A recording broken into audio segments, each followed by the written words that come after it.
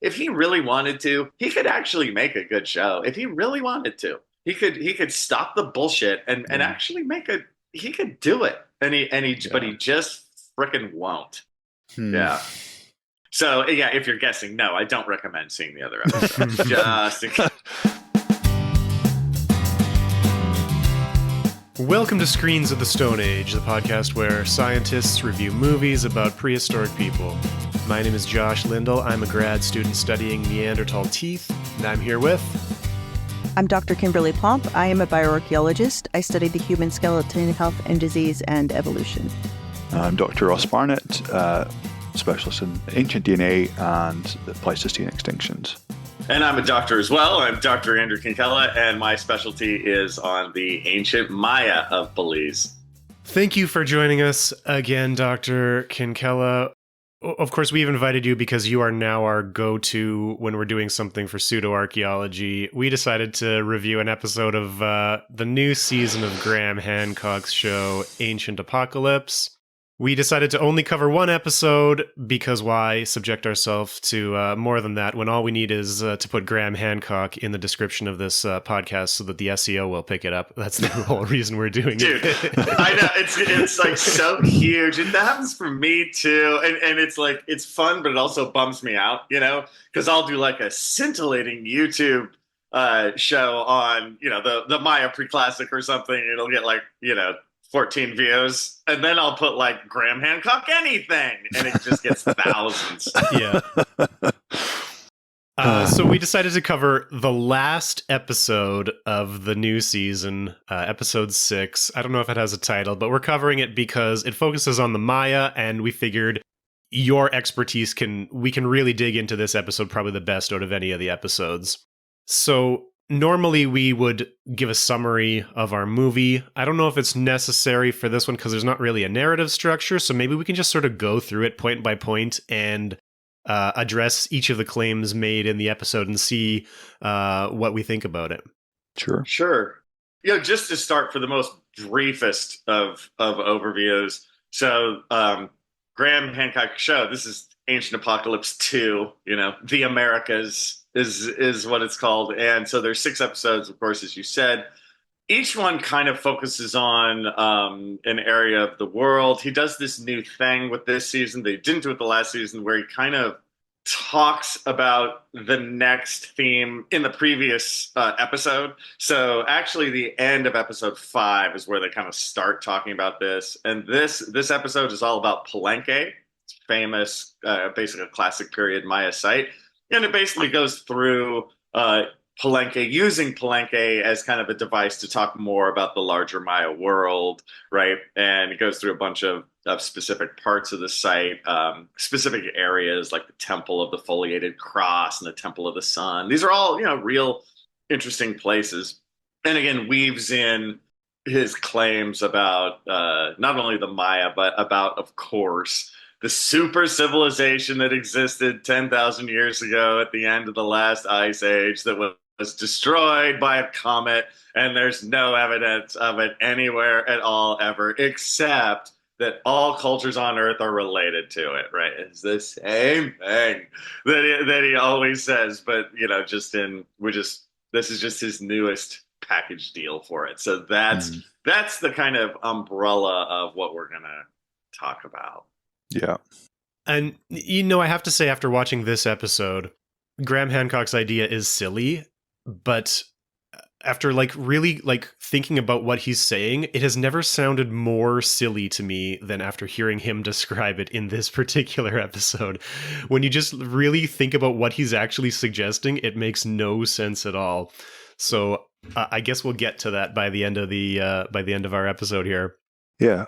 I mean, I'd never watched any of his stuff before, but for me it seemed like just a whole bunch of non sequiturs joined together with lots of slow-mo shots and a little bit of Keanu kind of shoehorned in there looking, I mean, if not Keanu embarrassed. Reeves is in this season of this show, which is really sad because he's been like untouchable for his entire career. He's been like one of these perfect people that has no flaws, and now he's got this mark, which hopefully he's going to address by talking to some real archaeologists in the future. it would be sad if it just goes by and nothing comes of it. I give Keanu a pass just because he's so unproblematic, but it feels like he's just been sort of sucked in because he's just too nice. He's like listening to Hancock and being like, "Oh, that sounds really cool," the way you would if you were kind of getting stalked by a witness or a Mormon or something, and you have certain levels of politeness. You have to let them kind of just work it out, and then you can say, "Okay, that's been a nice chat. I'll see you."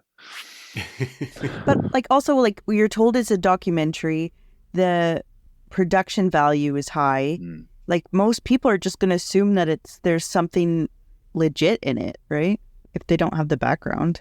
And he does do this pernicious thing of actually having some legit stuff in there. So like he talks to legit scientists and he talks about legit things like the Mayan numbering system, which I'm sure Andrew will correct me if I'm wrong, but that seems to be, that's fairly undramatic and uncontroversial that they had this amazing numbering system. That's cool. But then, just to the very last minute, there's like a bait and switch where he says, and this shows that they've been active since 5 million years ago because they have a number for 5 million. I mean, like...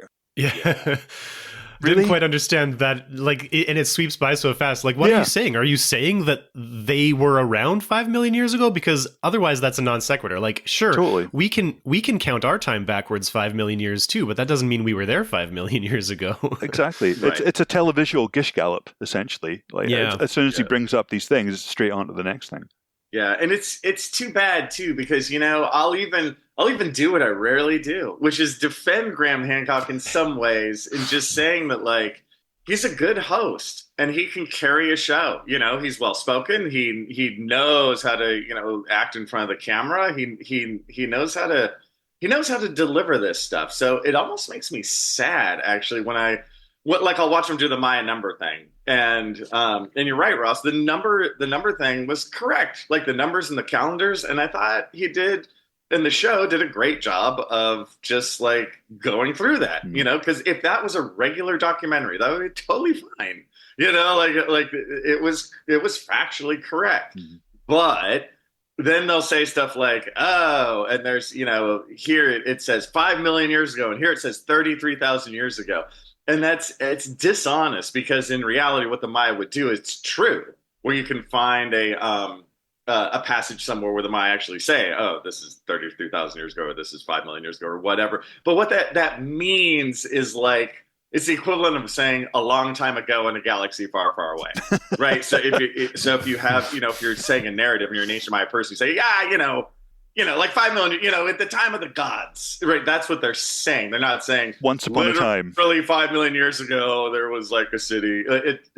And that's what's so sad because it is like you're saying that bait and switch thing where that's all true, and then the conclusions are just they're so idiotic. They're just non sequiturs, and you can tell that Graham Hancock's really running on just the last of his fumes because all he does in each of these episodes is he presents something reasonable and then goes, and that's why there was an ancient civilization 10,000 years ago. It's like that doesn't flow from what you just said.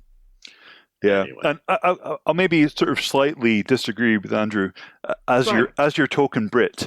I think maybe you're suffering from transatlantic misapprehension that he kind of sounds well educated and all that. I think it's just that he's English. And it's totally true though that accent, it makes you sound smart, right? Yeah. You assume that they know what they're talking about. Yeah, but as a Brit who's heard many accents, it doesn't work on me. You just don't realize how smart. You just don't realize how smart you are. Okay, and so this is just an intervention right now, Ross. Okay. You're a good person. Okay, I'll take that. That's fine. Yeah, would it work the same way with a Cockney accent? That's a good question. No. Or a broad Glaswegian or Brummie, something like that. No, we wouldn't be having this conversation. We wouldn't be listening. No. At the end of the episode, he said that this is the best evidence that he's, in his opinion, of the past civilization. Like that's how he ends the episode too. It was so weak, and then he ends it with that, and I was like, wow. Yeah. And there's a bunch of littler parts too. And again, Kim, you're right. The ending, you're like, that just doesn't even. I wonder if even just we're obviously exactly not his audience, because we all know, all the ins and outs of this. But I wonder if even the general public watching at the end was like, that's kind of what?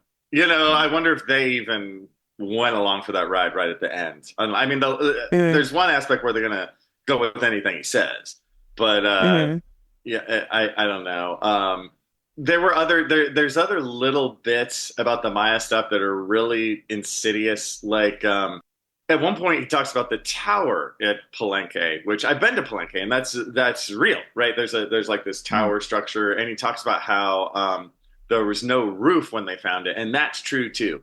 If you look at the tower of Palenque, it has this weird roof on it. It looks all Maya, and then the roof looks like some weird Spanish style roof. Like, to me, it looks all of a sudden like every California mission I've ever seen. I'm like, what?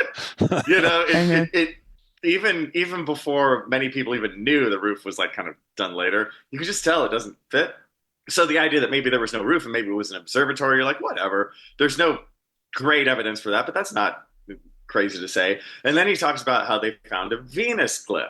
And it's like, okay, and the Venus is very common in Maya, like mythology and script and stuff. You hear it a lot. So the fact that they found a Venus glyph in the observatory, and even if it's an observatory, whatever, at the top of the tower, you're like, okay. But then he goes, and that's related to Kukulkan, which is also the god Quetzalcoatl, the plumed serpent. And it's related to lots of things. Like you just can't go, and therefore this equals Kukulkan. You just freaking can't, right? It could be so many other things. And so, but he uses that little spot to really connect everything together, because then he goes in this huge story about Quetzalcoatl, right? The plumed serpent, blah, blah, blah, blah, blah, blah, blah, blah. And he's going off of this little bit of evidence that has nothing to do, with Kukulkan most likely. So there's little bits like that that most people wouldn't even realize. But for me as a Mionist, I'm like, dude, right? You can't even say that. Like I would never say that, So it's so, unfortunately, it's so full of holes. Yeah. What struck me when he was talking about all these, I mean, these are clearly religious structures. They're like the Mayan churches. If we, like 1,000 years from now, found, the remains of St. Paul's Cathedral or something missing the roof, then we saw that there's a whole bunch of references to Jesus or the cross or something inside it, and then someone reads in the Bible, oh yeah, well Jesus, he was the opposite of Lucifer, which is associated with the morning star, which is Venus. I mean, we'd be going, well, hold on. I mean, this might be, you're pulling in lots of ideas, but just because they're kind of tangentially related doesn't mean there's a direct linear route from one to the other. Right. Once you bring in kind of religious ideas, then everything's fair game, because that is such a huge umbrella that you can fit anything under there. It's true. And just to nerd out further on Quetzalcoatl, in the Maya area, Quetzalcoatl, again, also called Kukulkan, it's basically the same, is very post-classic in terms of when that god kind of... You'll see evidence of Quetzalcoatl earlier, but like he really becomes a major player in the post-classic. Before that, kind of a B-team second stringer. And I always use this for my students. I'm like, which gods are A-team, which ones are B-team, just to make it make sense. But Palenque is a classic Maya site that where you don't get anything in the post-classic. Palenque falls and the classic Maya collapse. So the idea that they would even be writing very much about Quetzalcoatl there in the first place doesn't even make that much sense. You see Quetzalcoatl references way more in the north, like at Chichen Itza, and there's these other sites in the northern Yucatan. Those are strongly post-classic. That's where you're going to see references to that. It's not in the Maya lowlands. So once he starts talking about Quetzalcoatl and Kukulkan, he does something very intentionally misleading. He talks about Kukulkan, and then he says Kukulkan also is known by a lot of different names, including Quetzalcoatl. And then he says all of these names mean plumed or feathered serpent. Well, he's only actually given us two names at that point. And Quetzalcoatl and Kukulkan are essentially the same god, so they are the same. They both mean feathered serpent, which is true. Yeah. But then he goes on to say, we might even imagine that Kukulkan was a traveler who used locally appropriate names wherever he went. And he lists off Viracocha from Peru, Oannes from Mesopotamia, and Osiris from Egypt. And because he said all of these names mean feathered serpent, and before that he only said 2 names, which are the same person, but he says this in such close succession that at the end of that I took away, okay, he's saying Viracocha and Oannes and Osiris mean plumed serpent, and of course that's not true at all. None of those mean plumed serpent, and they're not really parallel figures, nor are they at remotely the same time periods. And so I don't know if you guys caught that as well, or if that was just me, that like I thought that he was saying that these names all mean feathered serpent, and I had to go back and listen to it several times to figure out how I got that impression, because he doesn't actually say it, but he doesn't. But it feels like it's very intentionally manipulative to make the viewer think that that's what he's saying. I mean, it always seems to be it's just this, you've got here's a god that's a man. And here on the other side of the world, you've also got a god that's a man. Isn't that a weird coincidence that people would create gods that look like men? I mean, clearly there's some super civilization going here. I mean, if you think about it for 2 seconds, of course, if you think that people have the same and have been pretty much the same for the past 100,000 years, then it's no fucking surprise that everyone comes up with the same ideas. I mean, we're not as smart as we think we are. We're like, oh, who made the universe? Oh, it's probably someone that looks exactly like us and has all of the same foibles that we do, but just lives somewhere we can't see, and that's it. People have had that idea so many times.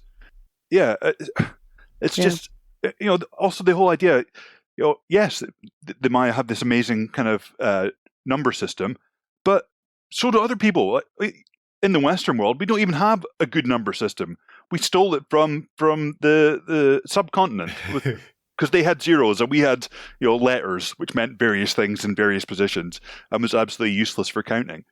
So having a great number system, that's brilliant. And these guys were fantastic astronomers, yes, because they had a good view of the sky, and their religion made it important to know about kind of processions and just agriculture demands that you have to know, when midwinter is, when the solstices are, when midsummer is. I mean, these aren't kind of supernatural things. These are very natural human needs. And so it does seem very kind of false to try and build in this story of, a super civilization, whether you want it to be Atlantis or Lemuria or whatever, that hogwash that you kind of made up. These are just human stories, human needs, and a part of our kind of shared humanity, because we have been, pretty much the same for the past 100,000, 200,000 years.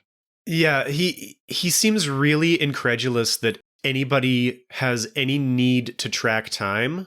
Yeah. He also makes the inference, I don't remember if he said it directly out loud, because I was starting to get confused with his ramblings, but that all humans, that are multiple human societies seem to all worship the sun, or things have to do with the sun, or the counting the sun. And you're like, yeah, well, there's a giant fireball in the sky that dictates like night and day, and it seems pretty obvious that humans are going to focus on that as something important, right? Like, yeah.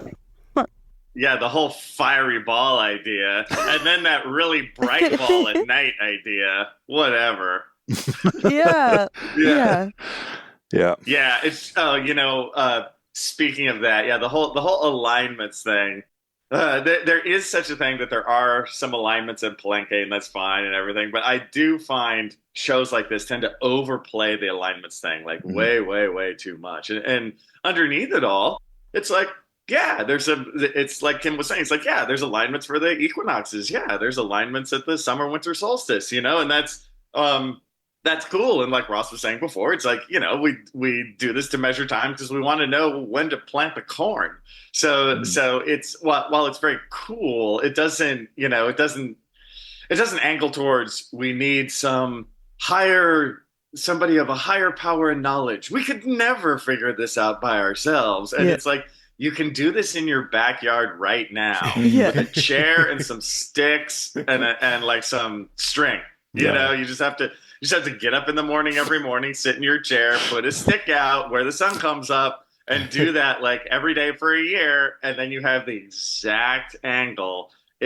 I don't want to throw the ancient people under the bus for their alignments, but they're pretty easy. We can all do it. Totally. And lots of people have done it. Like even sort of, Neolithic Orkney, where, you've got people that, ancestors of mine, so I can throw them under the bus. We don't have any evidence of a complicated calendar or writing system from them, but they were quite able to kind of do alignments for Maze How or for the Stones of Stennis or Ring of Brodgar. You've got Newgrange again, which has these kind of amazing kind of alignments, only to our eyes. When there's no TV or anything to watch apart from the sun, and you've got lots of free time in your hands, then it's not too much of a task to work out what the alignments are going to be for midsummer, midwinter, and the equinoxes. Mm-hmm. I remember doing this as literally children in our grade 6 classroom. One day, before class starts, the sun is coming through the window and casting, the frame of the window on the chalkboard. And somebody just idly outlined it just for fun. And then 5 minutes later, we're like, whoa, the sun moved. Whoa, that's cool. And then you can just trace it at the same time every day, and it's in a different spot. You can do this when you're 12 years old. It's very cool that we can figure it out, but all humans are curious, and we all would have figured this out independently. Yeah. It doesn't take, and he never explains why this one progenitor culture could do it when nobody else could, or why it mattered to them, right? It's just mysterious. They need to know the time, but nobody else on Earth needs to know the time, right? No. Well, he essentially just talks the whole time about how the Mayans are such an amazing civilization. They did all this stuff. It was so cool, so cool, so cool. Someone must have given it to them. He just cuts it. It's he was almost making a cool documentary, and then just cuts it off at its knees. Yeah. But then at the same time, he says the Mayan calendar feels like an out of place artifact. Why would it be out of place? Yeah. Why was it out of place? If they are, like you say, so cool, they're so great. But he says it feels like a legacy from a culture that actually needed to track the date. And why would they need to track it if the Maya didn't? The Maya were agricultural. You need to track the calendar to be agricultural. And I was watching this with my girlfriend, and we're we in our society don't need to track the time of year, right? We go to work at the same time in the winter and the summer. We buy the same food at the same grocery store all year long. If anybody doesn't need to track the time, it's the average person in our society, right? The time of year, it really doesn't make that much of a difference. If it snows, I can shovel. And if it's sunny, I can cut the grass. But I don't need a calendar to tell me how to do that. I can just look outside. So I really don't need to know. I don't need to predict the time of year in advance for the way we live in our society. It's very strange that he thinks that anybody in the past wouldn't need to tell the time of year, but we do, and the Atlanteans did. Well, it's obviously just a gin up. His same old story. And of course, you have to cover the Maya calendar and number system, because anyone watching this goes, oh, the Maya, they have that calendar, 2012, and they all... As I recall when I was here last time when we actually did the movie 2012. Yeah. It all comes together. It's all interrelated, you guys. Just that I'm here, know. I didn't want to say, but I am a part of that ancient civilization. We're through the looking glass, people. This is it. But yeah, and they talked about some other cool things that are true. There's the idea of the world tree in the ancient Maya belief system. That's a big deal. The world tree is symbolic of centrality. It's in a way symbolic, you can say, of the ruler, the sort of center of the universe. If the ruler walked by you, the center of the universe has just walked by you. And they did a fine job, with the setup, just as they always do. They talked about the world tree. They talked about the Milky Way and how the Milky Way has symbolism in the Maya world as kind of a road to the afterlife or this kind of thing. That's all fair ball, But then what was a big bummer at the end of that, they're and all cultures in the Americas believe that. It's not really. Damn it. Why do this great setup where you're all right, and then you just throw some bullshit, right at the end, and it just falls off a cliff. So, and then they list, just like they did before, listing like, oh, Quetzalcoatl's just like Osiris. Are you kidding? There's nothing. There's nothing. Right? Yeah. Osiris and Quetzalcoatl are completely different on like all levels. Yeah. They're just like, it's really hard to find anything that they're similar in, except like Ross was saying before, they're like guys. They're like guys who are dead and are gods. Mm-hmm. Like, that's it. You know, the rest, all different time period, symbolic of different stuff. Oh, Quetzalcoatl, by the way, is symbolic of the wind, I would say, more than anything else. Quetzalcoatl's a bit of a toughie in terms of gods. Like sometimes in the Maya world, you have somebody like Chak, who's the rain god. Chak is easy. You go, oh, right, he's the rain god. He deals with like the rain and thunder. Quetzalcoatl is kind of a mix of stuff, but I would say his number one thematic element, he's like god of the wind. And in the Maya, and he also has like rain aspects. And in the Maya world, when you're working in the jungle, what happens if it's going to rain? There's no wind, no wind, no wind. The wind is very still at certain times in the Maya jungle. Then all of a sudden the wind whips up. And it really does feel like it's like the plumed serpent is like whacking his tail kind of thing. Like the wind comes up because of the plumed serpent, and then shock dumps rain on you.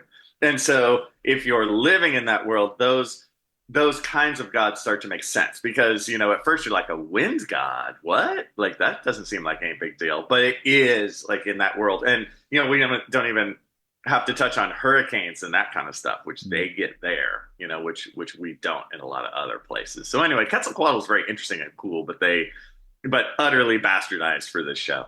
I think I'm going to go back to Andrew's previous point about, you know, the Milky Way is the pathway to the spirits, and, you know, he says that it's for all the Americas, even though it's not. But even if it was, so what? I mean, if you've ever been in a sky without light pollution and looked up, it's so obvious. It's just this massive kind of gash in the sky that everyone is going to be immediately drawn to. And I think this also ties back into what we were talking about before with the notions of time. This is very much, you know, this is a modern kind of problem, that we are so divorced from the cycles of agriculture that we rely on. We're so divorced from, you know, the natural world, from the sky at night, from light pollution, that you look up and all you see is, you know, maybe Venus and the moon if you're lucky, but everything else is a haze. Right. It's you know, in kind of ecological circles, you talk about nature blindness. You know, people go out and say, oh, there's a tree, and everything is just a tree. But, you know, you've got your beech, oak, birch, sequoia, whatever. You know, there's a whole world there that we're just blind to because we're not paying attention. And I think a lot of it is the same with, you know, with Hancock and his shtick, is that this only really works if you are a kind of weird modern Western person who lives in an urban environment where you go to the supermarket, you don't have to grow your own food, you can't see anything in the night sky at night because there's so much light pollution, and you just live your own little kind of urban life. This stuff would not have been weird or out there if you went back, you know, even a couple of hundred years to when people were, you know, homesteaders or crofters, or people had to live in tune with their environment to make the food that they ate. It just seems very kind of, you know, this only really works with, you know, inverted commas, educated Westerners that have just forgotten everything that their ancestors took for granted. Yeah, that's true. Yeah, you know, I think it even goes back to what Kim said earlier, because now we have great fiery ball in the sky during the day, cold dark ball, or cold light ball, I should say, at night, and then also big gash of stars at night. So it's like probably the three most. Oh, and then Venus, you know, the brightest kind of star-looking thing in the sky, even though it's a planet, right? Those are like your top four. You know, of stuff that happens in the sky all the time. So you're right. If every culture even used the Milky Way, which they don't, but, you know, but if they did, it would make that doesn't mean, and therefore a super civilization had to tell me to look up. And the planets, Venus and Mars, like there's like 4 planets I think you can see with the naked eye. They move independently of the rest of the stars. So it also makes sense that people are going to pick up on that, right? It's not just like a bright star, but it moves differently. So obviously people are going to pick up on these things. And like I said, everybody sees the same sky, so everybody is going to build a mythology based on the same sky. It's not such a strange coincidence. Mm-hmm. There is a connection between all these gods, which he's not allowed to say anymore. And this is the thing we always have to get into with Graham Hancock, which is the white supremacy of it all. And, you know, he's so, oh, woe is me. Why does everybody keep saying I'm racist? I don't understand. Of course, all of his stuff is nothing new. He doesn't have any new information. He's saying the same stuff he wrote in 1995 in Fingerprints of the Gods. Of course, Fingerprints of the Gods is a rehash, more or less, of Ignatius Donnelly's book from 1882. So if we go back to Fingerprints of the Gods, where he wasn't so well known and he was allowed to specifically talk about white-skinned gods, we can see that he describes Quetzalcoatl, Kukulkan, Viracocha, and Osiris. He's citing sources, but of course the sources are just all racist anyway. But he's citing sources where over and over he has to keep emphasizing that they are white-skinned and bearded, and therefore they could not be indigenous to their areas, and they must have come from somewhere else. So in his book he says, the bearded white-skinned deity named Quetzalcoatl, who was believed to have sailed from Mexico across the seas in remote antiquity. Traditions seem to indicate that the bearded, pale-skinned foreigner called Quetzalcoatl or Kukulkan or whatever had been not just one person, but probably several who had come from the same place and belonged to the same distinctly non-Indian ethnic type, bearded, white-skinned, etc. White and bearded, Osiris is the Egyptian manifestation of this universal figure. And so he stopped saying this, and distinctly in the show, when they have all these animations of Quetzalcoatl, he looks indigenous. He doesn't look like a European white guy. And fine, like we've talked about before, we don't think he's a racist person, but he's still rehashing these old racist ideas. And these ideas are racist because maybe you can tell us more about this, Andrew, but my understanding is that there are a lot of accounts that suggest that Quetzalcoatl or Viracocha are white-skinned and bearded and distinctly different looking than the people who believed in them. But my understanding is that all of those accounts are from Spanish explorers, and none of the actual accounts from the people themselves describe them that way. Do you know anything about that? Here's what I'd say about this. It gets kind of complicated. But again, I think part of the difficulty is the idea of what Quetzalcoatl actually is. You know, people are like, well, I don't know. Is he some god? Is he a guy? Is he a snake? What is this? Again, I think the most factual thing you can say about Quetzalcoatl is this is a plumed serpent who is mainly a god of the wind with other aspects like rain. And sometimes they connect it to like rulership and stuff, but that could be later.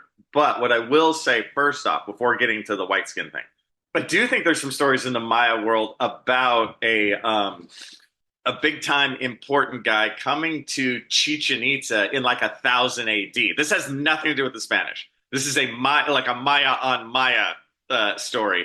A guy from Tula. So what you get is, as I said before, like Palenque is a classic Maya site. And you have the classic Maya collapse around 900 AD or so, give or take. Then they kind of reset up for a slightly sort of new show, you could almost say, in the post-classic, which is really going to get cooking by around Series 1000 2. AD. Yeah, it really is. And it happens, again, very much in the north, although you have post-classic sites throughout, but it's centered in the north, right? And in the north, Chichen Itza is the main site, especially in the early post-classic. At Chichen Itza, you have this big change. Chichen Itza did exist some in the classic period, but wasn't nearly as big as it gets later. It gets this like infusion. And what may have happened is there might have been sort of like, I don't know if you want to call it an invasion, but it's like a guy from Tula. Tula is more in central Mexico. A guy from Tula, who they may also talk about as Quetzalcoatl or Kukulkan. This like real person comes and actually seems like they kind of enter Chichen Itza and start this kind of new cultural time at Chichen Itza, which is much more. It's still Maya, but it's also really related to central Mexico too at the same time. Like if you look at the main pyramid at Chichen Itza, the Castillo, it looks very central Mexican-y. It looks like Teotihuacan or Tenochtitlan a bit more than it looks like some of the Maya sites. So that's just interesting in and of itself. So you do have that story of a guy, coming from Tula to Chichen Itza, and then the Quetzalcoatl thing or the Kukulkan thing gets kind of put on him, which is fine. That's their own story. But then that whole thing, which has reality to it, that gets bastardized when like Cortez comes, or pick your conquistador of the week, comes and is like, oh, we're gonna just use this story and kind of retell it and add this bits of this later Spanish thing. And it can also be a bastardization of the actual Spanish accounts, going like, we're like Kukulkan, and it just sort of is added in. So it kind of, when you have the Spanish come in, it dirties the waters of what the kind of original story is. So I think there's a part of that, and the whole white skin bearded thing. That's all like later. That doesn't, I don't think, have to do too much with the core story. So it's this combo of like new stuff happening. There's an older story that's already there, and then it gets ginned up in the pseudo archaeology world to add aspects to it that really didn't even have that much to do with the main story. So I think that long explanation is kind of how you get like somebody like Graham Hancock or the people who came, Ignatius Donnelly, going, a white guy came and showed them civilization. It's like, no, but that's, you cherry pick to make this story that I don't think really has too terribly much basis in reality. There you go. And I mean, it's also, you can check if he talks about Osiris being a white guy with a beard. Well, lots of Egyptians had beards. That was a thing. And all Egyptian pharaohs had to have a beard. Yeah, even the female ones. Yes, yeah, to stick one on, like for real, like a fake one. But we have there's lots of art of Osiris from contemporary Egypt, and he's green in most of them. Yeah, right. He's definitely not white. And he's wearing white because he's supposed to be as a mummy. He's supposed to be sort of he's famously dead and chopped into bits and then sort of put back together. But one thing he's not is white skinned. According to Graham Hancock's Fingerprints of the Gods, Osiris is white-skinned, and this is like I'm saying, that is what actually ties all these characters together. But he can't say that anymore because people have been calling him a racist, so he has to take that part out. And now, when you watch it, you're like, "What is the connection?" You're not actually giving us any connection. The connection actually is, and he emphasizes it over and over, they have white skin and beards. So this is why, in the show that we get today, it feels like they're not connected because he's not allowed to say the thing that actually connects them in his estimation. Yeah. There's another thing that he shoves in this episode that he does. I watched the whole thing, actually. I watched all 6 episodes just for my joy. And sorry. It's just masochist. I'm gonna cover it on my pseudo archaeology podcast. I'm gonna do the whole thing. I'm gonna go through it. And actually, late last night, I was like, "Oh, damn it!" I'm like, Screens of the Stone Age wants to do episode 6, which is the last one. I gotta get. Oh, god damn. So I'm like, I gotta watch all of these. So I made it through, but one thing he keeps shoving in is this shamanism thing. He does this shamanism thing, and he has this idea of like, basically, to have complex society, you need a portion of the society to take drugs to expand their mind. You need people that take drugs to expand their mind, or you're just not there yet, man. And there's other areas and arenas where he really goes to town on the whole like humans need to do drugs in order to expand their mind. And I'm like, come on, man, it's not 1969 anymore. Stop. But it's like, oh, the shaman. The shaman have expanded their minds, and that's how they knew to make these alignments, and that's how they knew. It's like, no, dude, have you ever had to deal with anyone who's like really high? Like, it's really annoying, like Have you ever had to try and take someone out of a bar or try and drive someone home? Dude. Not just that, but have you tried doing astronomical alignment calculations while tripping balls? It's very difficult. Right. And that's the other thing. Think of the ideas that you thought when you were really high. They're freaking stupid. You know, if you tell people the next day, they're like, oh, God, shut up with your drug-addled bullshit. You know, like, I just hate that overall idea. And it's not like you guys that my body is pure and I've never had substances in it, you know, but I like, come on. I that's one part that really just drives me nuts whenever he starts with the like, oh, the shamans. Well, you need them. And it's true that, you know, so many of these cultures did have a shamanistic aspect, but the awesome part is how they take you in and to talk about the world of the supernatural and trying to use that to kind of solve your problems and this kind of thing. Like, that's the cool part. It's not the drug use, you know, it's what it ultimately does. And no, you don't need that in order to have a religion or be able to make a more complex society. But and also going back to our kind of previous points, you know, so what? Like, if you're having these kind of, you know, drug-induced experiences, what you're doing is stripping off your kind of top layer of your cortex, going down to underlying architecture, which is a universal. So if these people are having kind of shamanistic experiences, which are similar in the Americas, in Siberia, in Egypt, in wherever, the fact that if they are having similar experiences, it's not a surprise because we have the same underlying kind of brain architecture that gives us similar experiences when we take similar kinds of psychoactive substances. You know? Yeah, but see, Ross, that's been given to you by the ancients. You know, so that's why we're all interconnected. See, you've just proven his point. So there it is. Yeah, there it is. My bad. Yeah, nice. I guess you didn't get your check from Big Archaeology this month. Clearly not. Oh, I'll be waiting by the door. Broke out. Yeah. The other thing that he seems to be implying about the drugs is that this ancient Atlantean people who traveled around and gave everybody all of their technology taught them how to use drugs. And so like just prehistoric drug dealers. I mean, but like everybody's drug is sort of indigenous to their area. Like in Peru, they use ayahuasca. My understanding is that you have to mix two plants together in a drink in a specific way to get this to work the way that they do it. And so like the people in Peru had these plants and didn't figure it out. And then these people show up from Atlantis for like the briefest period. And they're like, oh, cool, you got these two plants we've never seen. We know how to turn these into a magic drug for you to you know, for your shamanistic trances. Mm-hmm. It makes no sense that like why would people from away know how to come up with a drug using the plants in the local area that they'd never seen before? Like, it's so silly. And these are things that we actually kind of use like modern research for, looking at kind of biogeography, where we have, you know, a classic example is things like sweet potatoes. You know, they have a kind of distribution network which we have mapped genetically and archaeologically. And we can see how people moved around the Pacific taking these things, maybe even from South America to Easter Island and other parts of Polynesia as well. So, you know, if you're going to argue for, you know, super advanced stoned Atlanteans, like bringing drugs around the world, why have they not taken the same thing that we could then use to track their movements? You know, why is it that they've just happened to use the thing that was growing there anyway in these places, which they would have not encountered before? Ross, don't ask questions, Ross. Sorry. I mean, that's my problem all over.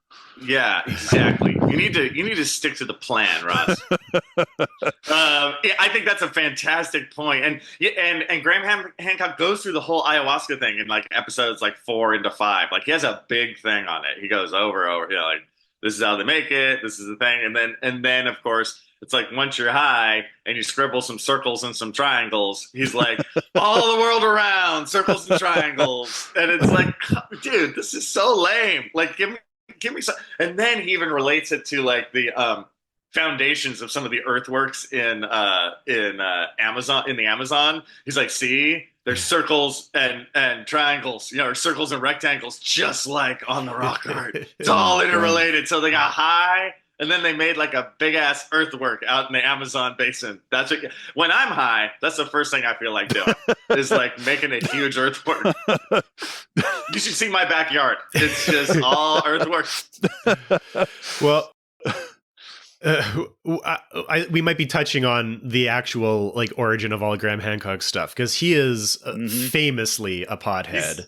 He's big time, yeah. Which is like whatever, but it's fine. But like, your ideas aren't like scientifically accurate. Like you can't do. I mean, we smoke pot in the field. We drink a lot of beer. We do that after we do the archaeology. We try and have our heads clean when we do the actual science, right? Not before. Right. Yeah, and it's so. Oh, there was a little part near the end of this too that really like sort of bummed me out that nobody would catch unless you were an archaeologist. Where it's like he does the whole Maya thing. And then he goes back to this rock art site that's in the Amazon. And it's like a cool rock art site that he touched on in earlier episodes. I believe it's called Serra de Petunia, or I'm close, but it might not be exactly that. But he set up that the dates date to 13,000 years ago. And okay, they might have found a piece of charcoal or something down the way that dated to 13,000, but the rock art itself does not date to 13,000. Any archaeologist who looks at it is like, no panel like that right on the surface of a rock out in the elements would last 13,000 years. That's just like crazy. So it's like that stuff is probably 500 years old or something like that, which is fine. It's still cool and interesting. But the idea that it's 13,000 years old is just utterly wrong. And so he goes like, oh, see these symbols, they've been doing it since 13,000 years ago. And it's like, but no. It's also sad that we do have stuff that is securely dated to that kind of time period. We've got tally sticks and kind of counting things, and there is a really interesting story there, because like the early ones we've got, like I took notes of them, like the stuff from Isteritz, stuff from Ishango, from Blanchard. They have tally sticks which are deliberately marked, looked like lunar calendars, and then you have to get into the question of why would early people be making lunar calendars? And the answer is staring you in the face. These are kind of these aren't the kind of ancient bearded guys that are developing mathematics for earthworks. These are real people basically creating period trackers in the Paleolithic. Like they're tracking menstruation. Whoa, Ross, are you telling me that there were women in the archaeological past? I mean, it sounds crazy. But Kim has dropped off the call. Kim should be the one commenting here, but her connection has been lost. If anybody's wondering why she hasn't piped up recently. Yeah, Joshua, I'm sorry that Ross has to keep coming up with these things. Ross is just doing terrible today. He's constantly bringing stuff up. It's all because I didn't get my check. That's why. Yeah, I know. I hear you. See, I got mine, so I gotta I gotta defend. The next thing you're going to tell me, there's children in the archaeological past too. Well, but we don't know that yet. Yeah. Still, research is ongoing. Yeah. I mean, and again, that's something that Hancock doesn't ever talk about, is what were ordinary kind of general people, men and women, children, what were they doing while all this stuff was supposedly going on? They're taking ayahuasca, man. They were doing acid for the children. Yeah. Okay, Andrew, there's an archaeologist who features pretty prominently in this episode, Dr. Ed Barnhart, and because archaeological circles are pretty small and he's working in the Mayan archaeology, I'm wondering if you know him or if you're familiar with his work? What's funny is I feel like I don't know Ed personally, but I'm sure we have 20 friends who are exactly the same, because you're right, it is a small world, and I might have met him before at some point because I recognize his name, and stuff. And I find that like Ed participating in this is a complex situation, because I've said this in other places, I'm way out on a limb myself personally in terms of what we should do as archaeologists in order to get out there. I always say this, that we as archaeologists have lost and the pseudo-archaeology world has won, because we're sitting here on a podcast talking about a huge show on Netflix. I mean, dude, that world has won in terms of influence on the general public. They've won. We lost. So if I find that we as archaeologists, if we have opportunities to go on shows, even something, I actually would stick by this, even something as wild as Ancient Apocalypse, I think it behooves us as archaeologists to go on everything, because even though like Ancient Apocalypse is obviously just full of BS and stuff, the moments where Ed was there explaining the number system and the calendar, that was correct. Yeah, that So was a highlight. sadly, yeah. So sadly, we're at a place in archaeology where the best we can do is have somebody like Ed be on a show this big to talk about the calendar for like 2 minutes, so at least the audience like actually gets a real setup of the calendar. Mm-hmm. I know that many people would disagree with me on this, but it's like I've thought about this for a long time. I used to feel a little differently, but now I'm totally on that page. I'm Mm-hmm. like, we go everywhere. Even if ancient aliens called, I'd probably at least take a call and see.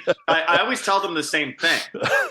When shows like this call me, I'm always like, look, I'll never say there's such thing as Atlantis, and I'll never say there's such thing as aliens, right? So it's not about like denying the truth or something, but I always say this, I'm like, I don't mind if I'm the egghead nerd that you use on this show in order to go, what a stupid egghead nerd, look at that loser, right? I don't mind that because at least I get my story out. Yeah. And so in this instance, that's how I feel. I know that many archaeologists would disagree with me, but like I don't know, man. I'm all in on that because there's just no other way to get out. We have to make a couple deals with the devil in order for the better future. But that's just me. Yeah, totally. I think that Ed's appearance on this didn't harm him in any way. He was the best thing on it. Yeah. And the stuff he was saying was really interesting and it was cool. And what I noticed as well is what was interesting was the editing of his sections. Like he'd have there'd be this bit in the field where he's like talking this really cool stuff about the number system or the foliated cross or whatever. Right. And then it would cut away to Hancock just on his own in a little studio saying, and here's the bullshit level I'm going to spread all over the top of that. Yeah. But you're right. That's where we're at. And that's what some archaeologists don't like. They don't like the idea that is going to happen where, you say something factual, then they're going to cut in with Graham Hancock going bullshit, bullshit, bullshit. And then you have like factual again to make it almost seem like the archaeology says a little thing. But again, I feel like we're so lost and so far behind that I'm like, better than nothing. Mm-hmm. Yeah. As a sort of counterpoint to that, I think it's Ken Fader has a story that I've heard a few times. Most recently, he told it on Flint Dibble's live stream last weekend. I watched that. Yeah, for the hashtag Real Archaeology thing. But he has a story about he was approached by a documentary crew that was doing, he would later find out, a documentary about Atlantis to coincide with Disney's Atlantis movie, which we covered. We covered that one with Frederick Truesaham of the Digging Up Ancient Aliens podcast. And the deal was they wanted him to say that Atlantis was real. And he's like, no, I can't do that. And so they came back to them and they're like, okay, well, what if you just say like it's ambiguous and it may be real or it may not and we don't know? And he's like, no, I'm not going to do that because it's not real. And then they came back to him and they're like, you know what, just say whatever you want and we'll just edit it so that it sounds like you're saying Atlantis is real. He's like, no, I'm not going to do that. And they're like, but you'll be on TV. I don't understand. And he's like, I don't care about being on TV. I'm not going to spread mistruths about archaeology. So what do you say about that? Like, if they tell you we are going to edit this to spread lies, what do you do about that? I was there live watching the Ken Feder thing too. I actually talked in the comments and Flint was like, "Oh, Kinkella, hey, what's up?" At one point, but and he even online was like, "I disagree with you a tiny bit about what you said because I put up a Real Archaeology thing about this exact thing." I mean, see, Ken Feder's is extreme, and because he wrote Frauds, Myths, and Mysteries, so they're going to come to him with the most extreme stuff, and I understand his point because like. If a show is coming to you saying you need to say Atlantis is real, yeah, maybe that's not your first go-to. And in that moment, I don't know what I would have done. It's the perfect argumentative topic, right? Like when they finally go, look, say whatever you want, and then we'll just cut it in. I will say in my experience, and I've done quite a few of these TV shows at this point. Like I've been interviewed for a lot, like being the sort of expert presenter or whatever. I've done a lot of these. And I will say that by and large, every show I've ever worked with, sometimes they'll get stuff wrong, or sometimes they're angling towards a sort of very over-the-top interpretation of something in order to get viewers, just like, look at the treasure. And, they sort of do that, take that angle. But they've been super open to my like comments and criticisms. Like they'll show me what they want to do, and I'll be like, you guys, it's way better to say it like this. This part over here is actually not quite right. I would say it like this, and I would say 100% of the time they've been very open to my like corrections. So based on my experience, which I've done a bunch of times, like I'm like more archaeologists should do this. Sure, I might be on a show called Treasure of the Most Treasury Treasure, but the content, it's kind of like the good parts of the content in Ancient Apocalypse, right? Like the content can still be okay. Like you can still really help with the content.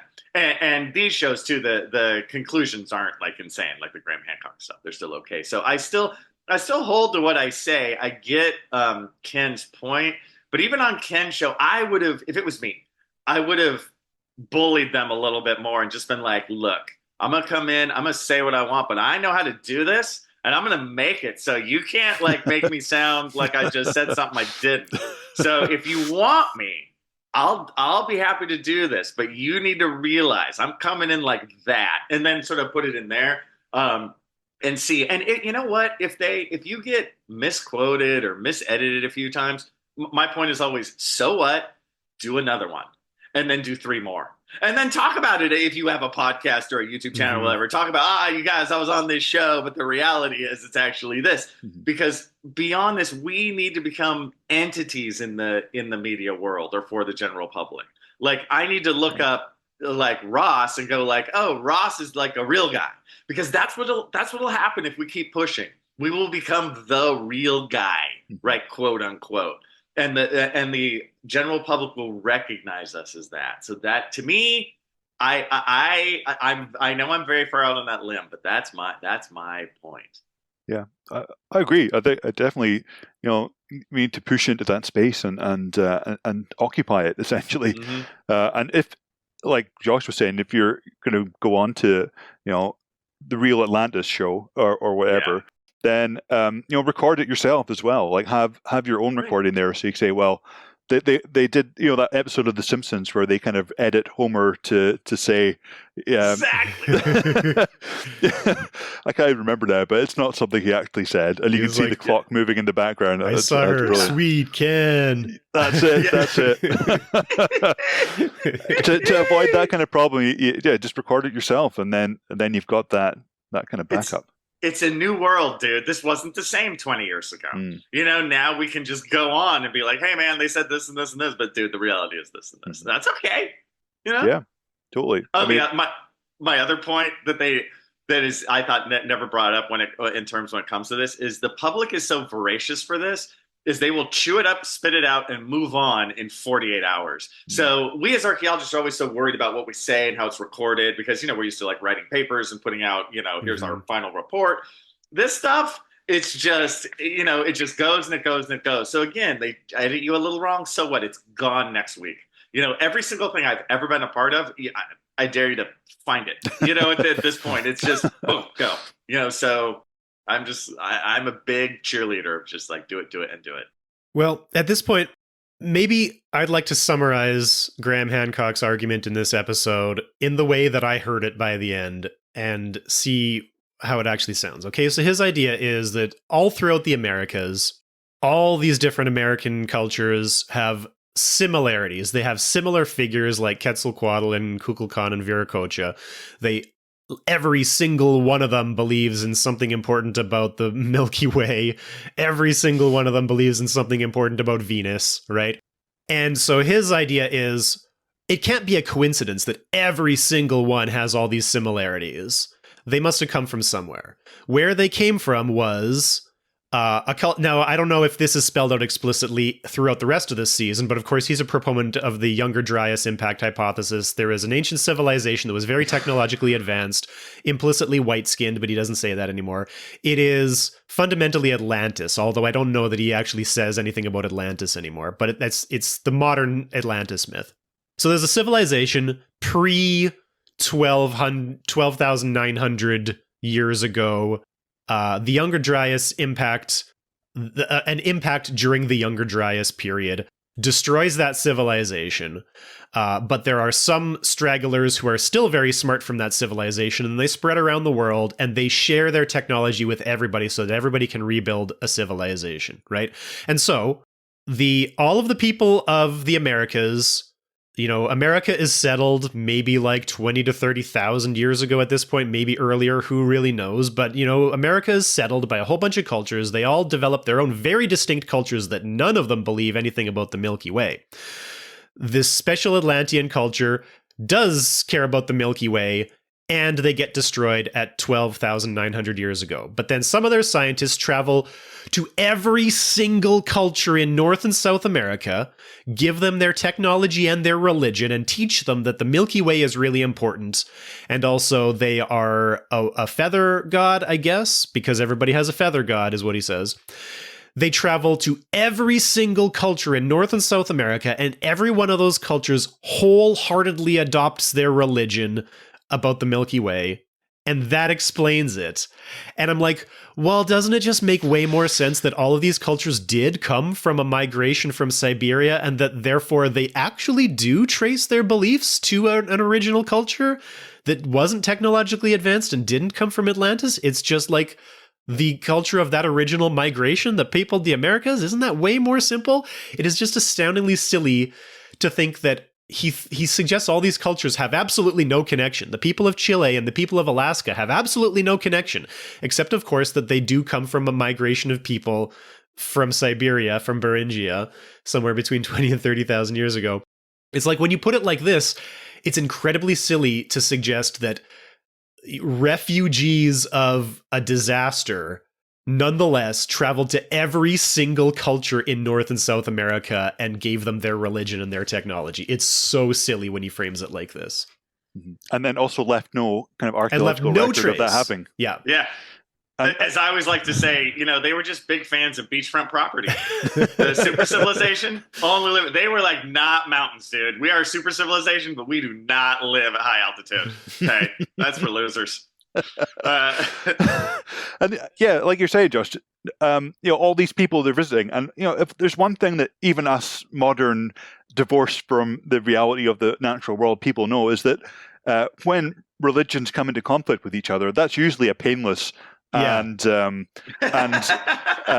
of very easy transition that leaves no evidence behind. Yeah. That's just how it is. Yep. Just spouting truth as always. That's reality. Another thing that he never brings up is the timeline, right? So the Younger Dryas impact is like 13,000 years ago. When does Maya culture start? Like the earliest inklings, maybe like 4,000 years ago? Yeah, it depends on where you want to, draw the line. It's like the beginning of the pre-classic period is like 1800 BC or so. That means like that's when they're first starting to make pottery, and that would be a very simple village life kind of thing, And so the pre-classic, I always tell my students like the pre-classic is the time of firsts, because like at the beginning, around 1800 BC, you just we're making pottery for the first time. By the end, at 250 AD, you have like pyramids and kings and queens and all the stuff. So it's this huge time. So depends on where you want to draw the line. But when did they first have big pyramids and stuff? I don't know, 250 BC. So somewhere in there, maybe a little earlier. But yeah, that's what you're looking at. Another thing that he makes a kind of point about is that according to the Maya, they were living in the fourth sort of calendar age. Oh, yeah, God. And he says that they trace the beginning of that age to about 3000 BC. And he makes a connection that all around the world, different civilizations trace the origins of their culture to 3000 BC, so 5,000 years ago. But if the Atlanteans, and I keep saying Atlanteans because that's what it is. He never actually calls them Atlanteans, but that's what it is, right? Yes, right? It is. So if the Atlanteans, their civilization was destroyed at the Younger Dryas impact 13,000 years ago, what were they doing from 13,000 to 5,000 years ago when apparently they introduced their culture and civilization to the Maya? Like, where are they in that intervening 8,000 years? The timeline just doesn't make any sense. That ayahuasca trip was just really long, dude. I was like really high for 8,000 years. Yeah, they're just going round in circles in the boat, just Yeah, I know. I do want to say that Ed, though, when he explained the calendar and stuff, that he was all correct. Like the long count does have what we call a mythical start date of 3114 BC. That is true. Like that is the 0 date. But just because that's the 0 date, that doesn't mean you started your calendar on day 0. It has to do with how the Maya cycles work and stuff. They would have actually started it like midway through, if that makes sense. It's like, you make Star Wars and you start with episode 4. Totally. Yeah. I mean, and also, look at our calendar, like BC AD. I mean, yeah. 0 AD or 1 AD, whatever, Yeah. Is there any evidence that is when a person called Jesus was born in the Middle East? Not really, but it's exactly the same. Yeah. Yeah. So another thing, he touches on that 2012 Maya apocalypse. He says that the Maya predicted that there's going to be a cataclysmic change between the worlds, right? And what he says is that we seem to be living in a period of change, which is going to last between about the year 2000 and about the year 2080. And I don't exactly know why that's a bracket, but you know what I was thinking is, like, most cult leaders and grifters predict the end of the world, and then it passes, and then they lose a few followers, and then they predict a new end date a few years later. It's very bold to predict the end of the world, and 12 years later still say that prediction was correct when it didn't pass. Yeah, you're exactly right. You need to sell your product in a new way. It's like, what can we do with all these 2012 t-shirts that we printed? Like, we got to do something. And so that is exactly what he's doing, because that's just pure bullshit. It has nothing to do with nothing. Like some of the stuff when he brings up, just even me as a mindist, I'm like, what's he talking about? That those various ages and stuff, that's all new age shit, like I'm like the 4th age, the 5th age, whatever. Like we never deal with that stuff, like the ages or the cataclysms or whatever. The Maya didn't talk about cataclysms or any of that horseshit. That's just, I have no idea where he was going with that, honestly. It's just pure, just straight out of his ass. But and it's also, like you say, grifters in common. I mean, that is exactly their kind of spiel. The idea that, we're living in a unique time of strife. It's the end times, or it's things are changing and things are terrible. This is literally, you go back to the earliest recorded writings, and people are saying exactly the same things. Like, kids don't respect their parents. Horses are turning in circles and eating grass weirdly. Going back to just human concerns, being pissed off that you've been born into a time period when things are changing to ways that you don't like is a universal concern of humanity. Right. Exactly right. Yeah, it's kind of bold to suggest that we are living in a time of particular turmoil right now, when just last century we had 2 world wars in pretty quick succession, and I'm sure people at that point thought they were living in end times, right? Well, I mean, that's the start of the Jehovah's Witness movement, is based on predictions about the First World War, and then, like Andrew was saying, well, the world's going to end on this date. Didn't happen. Said, well, I meant the spiritual world. That's when it was going to end. And now we're going to have a century or so, unspecific dates worth of turmoil. And that's why you should read your Bible. That's right. Nostradamus was right yet again. Mm-hmm. He's so right. He's always so right. He's so focused. Well, do we have any more notes? Ooh. No, I was like, as I was making notes to myself, I was joking just to keep myself, just alive. I was like, hey, you can make a drinking game and get really drunk really fast on certain things that Graham Hancock says, like, it's a mystery. It's unknown. I can't figure it out. It's not possible. We must acknowledge the lost technology, right? This stuff, like, I dare you. Actually, I don't even dare you to do a drinking game, because you're just going to get too drunk too fast. Like, he says that shit over and over. We don't know. We just don't know. It's like, yes, we do know. No, we do have, archaeology does figure stuff out from time to time, So just, he needs to do that, though, to keep the show alive. Yeah. People have suggested that we do like a live stream watching together something on like Twitch, and like do a drinking game, and like that would be pretty cool, except that it's always like 7 a.m. for me, because we're in such different time zones, and I'd be me too. I know I would do it, but like, it would ruin my day. But just to see our reactions is funny too, because some of this, and not to be overwrought or anything, but sometimes when I'm watching it on my TV, I actually go, oh God damn it, you know, I just like spurt that out because it's just so it's just sad. Yeah, I mean, I've got that in my notes as well. Just like I've written down Keanu, why? Question mark. Yeah. You know what I've got written down? Why is your table so wonky? They set up a table on a hill. It's like at a 20-degree angle. Why couldn't you find a flatter spot for this table? And all the slow-mo, that really annoyed me as well. Like just him walking around in slow-mo. Why? I could do the 4,000th ayahuasca joke with that one. You know, it's just like, cause man, just feeling. And I do think that's actually why, you know, because it's mysterious and it's part of the supernatural. You see, he's flowing through it, man, just like the stars, you know.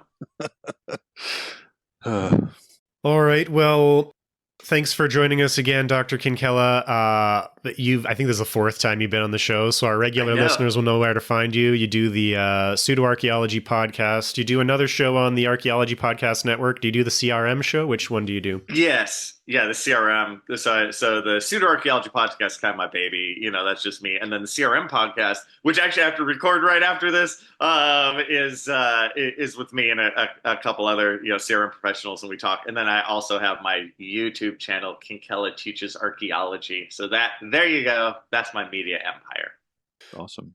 I'll put all those links in the description. Everybody should check them out. And if anybody is still interested, all the hashtag real archaeology stuff we were talking about last episode, that's all still online. So you can go listen to all those live streams we were talking about. It was a really interesting weekend to spend watching so much archaeology stuff. And I thought it was a smashing success. I thought they did a great job. I'm so happy that Flint and others, and Frederick was part of that, you know, put all that together. I thought it just was really great. Yeah, we definitely saw a little jump in our downloads and our subscribers over that weekend. So hopefully everybody else saw the same thing. Yeah, I think Flint's got a lot of traction. I've just sort of seen it popping up all over the place with his stuff on there, which is good.